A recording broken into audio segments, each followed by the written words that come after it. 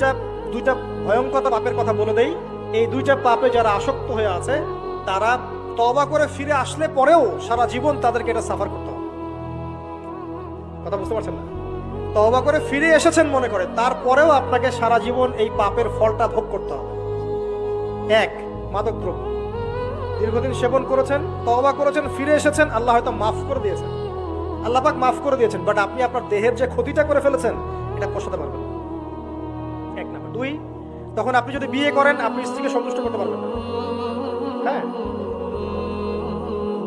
দুই নাম্বার হচ্ছে এই যে গোপনে যুবকরা যে পাপটা করে, মাস্টারবেশন, যেটাকে আমরা বলি হস্তমৈথুন, এই পাপ যেসব যুবকরা করছে বা করে, এবং অ্যাভেলেবেল এই পাপটা সবাই করে, কারণ এখন পর্নের যুগ, পর্ন দেখলে তো আর কোনো উপায় নাই, তখন তো এই পথেই যেতে হচ্ছে, নিজের উপরে নিজেকে জুলুম করতে হচ্ছে।